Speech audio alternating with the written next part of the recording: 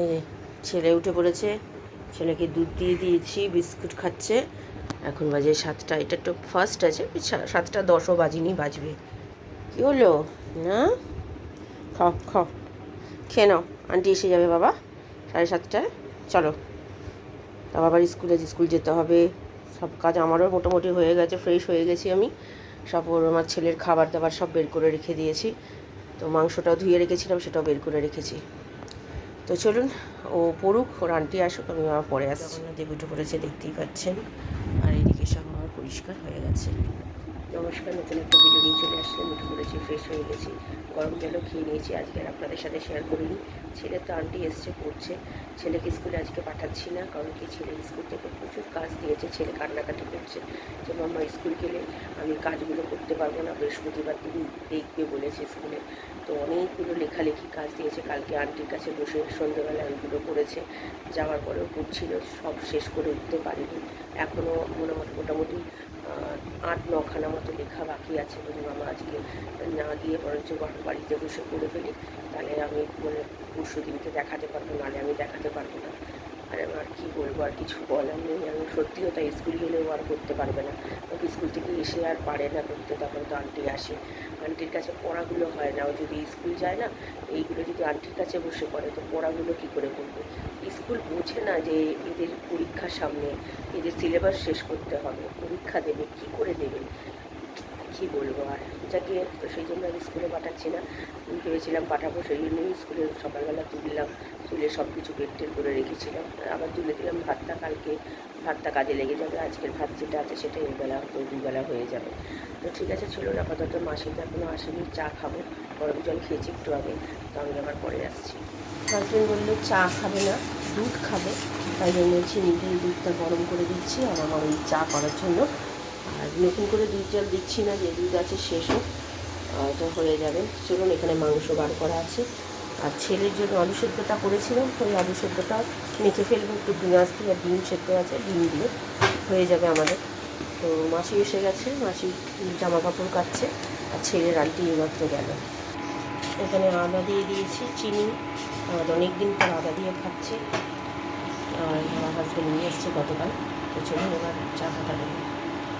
চা পাতা দিয়ে দিয়েছি, ফুটেও গেছে। চলুন ভালো করে ফুটিয়ে নিই। আর এদিকে দুধে ফুটতে শুরু করে দিয়েছে। এই যে আমাদের চা আর আমার হাজব্যান্ডের দুধ হয়ে গেছে। চলুন, এখানে মাসি কেটে দিচ্ছে, আর এখানে আলু কেটে দিয়েছে, নুন হলুদ মাখিয়ে রেখেছি। আর মাংসেতেও একটু নুন হলুদ মাখিয়ে রেখেছি। এরমভাবে আগে একবার করেছি, যদিও আমি করি না এইভাবে, তো করে দেখি, একবার ভালো লেগেছিলো খেতে। আর এখানে ভাত বসিয়ে দিয়েছি। তো ছেলে তো স্কুল যাচ্ছে না বলে তাড়াহুড়ো নেই, এখন 10টা 15 বাজে। মাসিকে তাই বললাম একটুখানি কেটে দিতে, তাহলে তাড়াতাড়ি করে রান্নাটা বসিয়ে দেবো। তো একটু জলখাবারে একটুখানি, আমার ছেলে কষা মাংস খেতে ভালোবাসে, দিতে পারবো 2টো ভাত দিয়ে। তো চলুন, আপাতত রান্না বসাবো, পরে আসছি। ঘরে চলে এসেছি রান্না করতে। তেলের মধ্যে গোটা জিরে, ছোটো এলাচ, দারচিনি দিয়ে আলুগুলো আর পেঁপেটা দিয়ে দিয়েছিলাম, ভালো করে ভেজেছি। আর ওইদিকে ভাত হচ্ছে। তারপরে পেঁয়াজগুলো দিয়েও ভেজে নিয়ে তারপরে নুন দিয়েছি। নুন দিয়ে আদা রসুনের পেস্ট আর টমেটো দিয়ে ভালো করে কষিয়ে নিয়ে তারপরে মাংস দিয়েছি। মাংসের মধ্যে হলুদ আর নুন মাখানো ছিল, তারপরে দিয়ে ভালো করে তেলের মধ্যে ভেজেছি। ভেজে মশলা দিয়েছি, হলুদ গুঁড়ো, লঙ্কার গুঁড়ো, জিরে গুঁড়ো, ধনে গুঁড়ো, নুন, মিষ্টি পরিমাণ মতো দিয়ে ভালো করে তেলের মধ্যে ভেজেছি। তারপরে জল দিয়ে আরও ভালো করে ঢাকা দিয়ে কষিয়েছি। কষিয়ে নিয়ে তারপরে কষা মাংস আমার আর ছেলের জন্য তুলে নিয়েছি। আমার হাজব্যান্ড কষা মাংস খাবে না বললো, তো তার জন্য আর ওর জন্য তুলিনি, ওর ঝোল ভাত খেয়েই চলে যাবে। তো তারপরে জল দিয়ে ভালো মতো দেখলাম নুন মিষ্টি সব ঠিকই হয়েছে, খেতে খুবই ভালো হয়েছে। গরম মশলা গুঁড়ো দিয়ে দুবেলার জন্য তুলে রাখলাম, আর কালকে রাত্রিরের জন্য তুলে রেখে দিয়েছি রুটি দিয়ে খাওয়ার জন্য। তো চলুন, রান্না কমপ্লিট, আমার হাজব্যান্ডকে খেতে দেবো এবার। কষা মাংস দিয়েছি, নাও ভাত, কষা মাংস দিয়ে ভাত খাও, দেখো কেমন হয়েছে। খেয়ে তো দেখো আগে কেমন হয়েছে। তোমার পছন্দের মেটে দিয়েছি, মাংস দিয়েছি, দেখো ভালো, টিটলার মতো হয়েছে। কারটা বেশি ভালো, টিটলারটা না আমারটা? সবারটা। এখন সবারটা হয়ে গেল। টিটলার বাড়িতে গিয়ে তো টিটলাকে বলো তোমারটা খুব ভালো, তখন আমারটা বাজে হয়ে যায়, আর এখন আমারটা বাজে। এই কী হচ্ছে এটা? তো যাও, এই যে এনার পছন্দের খাবার দিয়েছি, দেখো কত খুশি। স্কুলের কাজটা হচ্ছে, যেটা জন্য স্কুল গেলেন আজকে। কটা বাকি এখন? 4টে বাকি? তো ঠিক আছে, তাহলে তাড়াতাড়ি করে নাও, করে নিয়ে যাও, স্নান টান করে নিয়ে দুপুরবেলা একটু ঘুমিয়ে নেবে, সকাল সকাল উঠেছে তো। যাও চলো, স্কুলে এই জন্যই পাঠালাম না, কাজটা যাতে হয়ে যায়। হ্যাঁ, তরমুজটা নিয়েছি, ছেলেকেও বলছে একটা খা, ও খাবে, কিন্তু ঠান্ডা আছে, একটু গরম হলে তারপরে খাবে।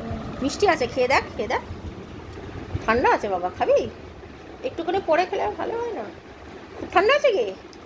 তাহলে খা, মিষ্টি আছে। তো চলুন আমিও খাই, আমার হাজব্যান্ড এইমাত্র বেরিয়ে গেল, 12টা 20 বাজে, তো পরে আসছি। ছোটোবেলাকার সেই জিনিস পেয়েছি, দেখুন, সেই ছোটোবেলাকার পেপসি কত খেতাম। আর এটা গরম, আমার ছেলেরটা গরম, আর আমি যেমন আগে আমরা খেতাম ছোটোবেলায়। আর এটা ম্যাঙ্গো ফ্লেভারেরটা পেয়েছি, এত খুশি হয়েছি আমি এটা পেয়ে, কত বছর পর আমি পেলাম এই জিনিসটা। ছোটোবেলার কথা এত মনে পড়ছে এখন, এটা খাচ্ছি আর আমার ছেলেকে গল্প করছি যে ছোটোবেলায় এইগুলো আমাদের কাছে জল ভাত, এত খেতাম। দুপুরের খাবার, আর এটা হচ্ছে রাত্রিরের জন্য একটু পেঁয়াজ আর লেবু, এটা আমার ছেলের। তো বেড়ে নিয়েছি, চলুন খাওয়া দাওয়া সেরে নিই, অনেকটা বেলা করেই খাচ্ছি, 2:30 বেজে গেছে।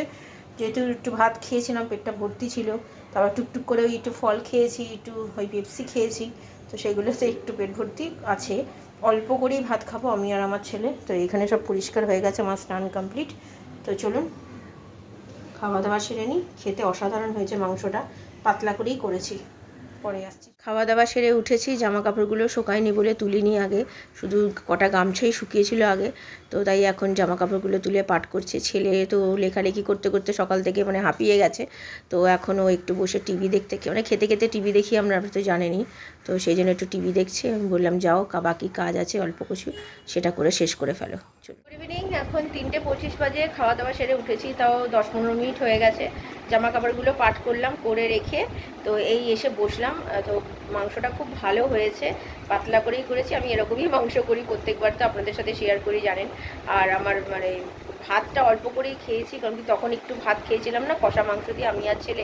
খিদে বলতে গেলে অতটা ছিল না, অল্প একটু খিদেটা ছিল, তো তার জন্য অল্প করে ভাত খেয়েছি, তো ভালোই খেয়েছি। রাত্রিরে ভাত রয়েছে, তো ভাবছি রাত্রিবেলা কি ভাতটা খাবো কি না রেখে দেবো কালকের জন্য, সেটা কালকেরও অনেকটা ভাতও রয়েছে, যেহেতু ছেলে স্কুল যায়নি, ছেলের ভাতটা পুরো রয়ে গেছে।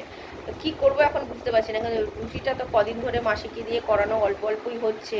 তো আমার হাজব্যান্ড তাই বলছে যে একটু রুটিগুলো করাও, অতগুলো টাকা নিচ্ছে, তো সবসময় ভাত বা বাইরে থেকে খাবারটা বেশি এলাম না। দেখো আমি তার বলি না, তুমিই বলো যে বাইরে থেকে কিছু একটা খাবো, এই খাবো, তো তখন এমন একটা খাবারের বলে, বিরিয়ানি বললে আমি কি তখন রুটি করাতে পারি বলুন? তো এই জন্যই তো প্রবলেমটা হয়ে যায়। তো ভাবছি সেটা কি করব দেখি, দরকার পড়লে না হয় একজনের মতো ভাত আছে অল্প, তোর আমার ছেলেকে না হয় ভাত খাইয়ে দেবো, আর রুটি না হয় আমি আমার হাজব্যান্ড খাবো, আর না হয় ওর ছেলের রুটি খাবে, আমি ভাত না হয় খেয়ে নেবো। তো ঠিক আছে চলুন, আপাতত দেখা যাক কী হয়। তো আমি একটু রেস্ট নিই, বিকেলবেলা ছেলের আন্টি আছে, ছেলে তো লেখালেখিগুলো করছে, তো আমি আবার পরে আসছি। দিতে বসেছে, দেখতেই পাচ্ছেন, এখন বাজে 7:10 বাকি। আজকেও আমাদের কাজের মাসি দেরি করেছে, রুটির মাসি এখনও আসেনি, আসবে। তো অল্প করে রুটি করতে বলছি, একটু রাত্রে ভাত খেয়ে নেবো আমি, ভাত বেশি হয়ে যাচ্ছে খুব, তো অল্প করে 7টা মতো রুটি করতে বলবো, আর বাকিটা ভাত দিয়ে চালিয়ে নেবো। ছেলে কালকে খেয়ে গিয়েও থেকে যাবে ভাত, যদি লাগে তো ওখান থেকে একটু ভাত বের করে নেবো। তো চলুন, ও সন্ধে দিয়ে নিই, ওর আন্টি আসবে, অনেকটাই দেরি হয়ে গেছে। প্রত্যেক দিন ডাকতে যাওয়াটা না ভীষণ প্রবলেম হয়ে যাচ্ছে আমার জন্য। চলুন পরে আসছি। কাপড় ভেজাতে চলে এসেছি, মাসি কাজ করে চলে গেছে, রুটির মাসি রুটি করে দিয়ে চলে গেছে। আজকে আবার আগেও বললাম না যে আমাদের কাজের মাসিকে আবার ডাকতে যেতে হয়েছে, 6:25 ঢুকেছে আজকে। মানে কি বলবো, মানে বলে না, ওনাকে যতই বড় না কেন উনি এক কান দিয়ে ঢোকাবে আর এক কান দিয়ে বার করবে, মানে আর ভালো লাগছে না, মানে আমি যে কি মুশকিলে পড়েছি না, একটা কাজের লোক ভালো পাচ্ছি না। তো যা গিয়ে চলুন, ভেজানো হয়ে গেছে, আমি আর পরে আসছি। গুড ইভিনিং, এখন 7:40 বাজে, তাড়াতাড়ি করে জামা কাপড় ভিজিয়ে দিয়েছি। গ্যাসটা পরে পরিষ্কার হবে, যেহেতু গরম আছে, একটু আগেই তো করে দিয়ে গেছে রুটি। আর মাসির কথা তো আপনাদের সাথে শেয়ার করেছি, আর বারবার এক কথা বলতে ভালো লাগছে না। আমার হাজব্যান্ড এসেছিলো, এসে আবার বেরিয়ে গেছে কাজে, আমার ছেলের আন্টিও চলে এসছে।